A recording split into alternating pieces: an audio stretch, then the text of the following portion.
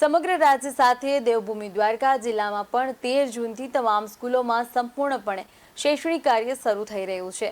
ત્યારે દ્વારકા જિલ્લાની સરકારી તેમજ ગ્રાન્ટેડ સહિતની શાળાઓમાં ફાયર સેફટી તેમજ જર્જરિત ઇમારત ઉપરાંત શાળા પરિવહનના વાહનો સહિત મુદ્દે જિલ્લા પ્રાથમિક શિક્ષણ અધિકારી તેમજ સ્થાનિક તંત્ર દ્વારા તમામ જરૂરી પગલાઓ લેવામાં આવ્યા। 13 જૂનથી નવા શૈક્ષણિક સત્રનો પ્રારંભ થઈ ગયો ત્યારે જિલ્લાની તમામ પ્રાથમિક માધ્યમિક ઉચ્ચતર માધ્યમિક શાળાઓમાં ફાયર સેફટી અંગેના તમામ સાધનો સુચારુ રૂપે કાર્યરત હોવા અંગેનું ચેકિંગ હાથ ધરવામાં આવ્યું। તેમાં તમામ શાળાઓમાં ફાયર સેફટીના સાધનો ચાલુ અવસ્થામાં હોવા અંગેની ચકાસણી પણ કરાઈ।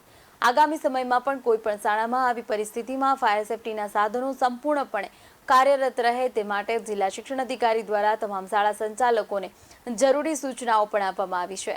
તેમજ જિલ્લામાં ખાસ કરીને ગ્રામ્ય વિસ્તારોમાં શાળાની જર્જરિત ઇમારતો અંગે પણ જરૂર પડીએ વૈકલ્પિક વ્યવસ્થા કરવા પણ શાળાઓના સંચાલકો ટીપીઓ અને બીઆરસીને સૂચનાઓ આપવામાં આવી છે।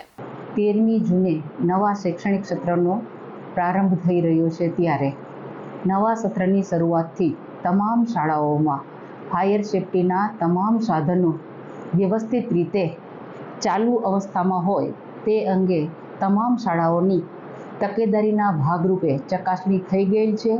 તેમજ નવા સત્રથી જ તમામ સાધનો સુચારુ રીતે ચાલે તે માટેની સૂચનાઓ અપાઈ ગયેલ છે।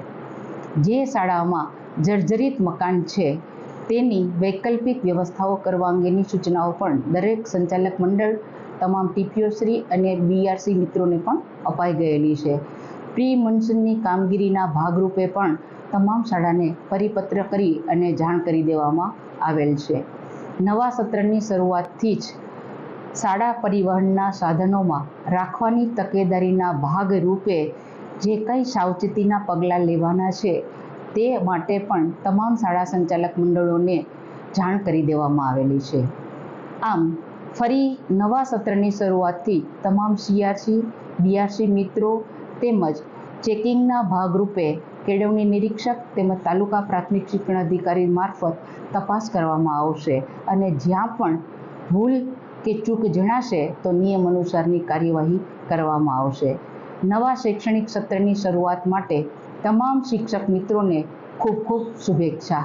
BS9 TV ન્યૂઝ સાથે જયસુખ મોદી, દેવભૂમિ દ્વારકા।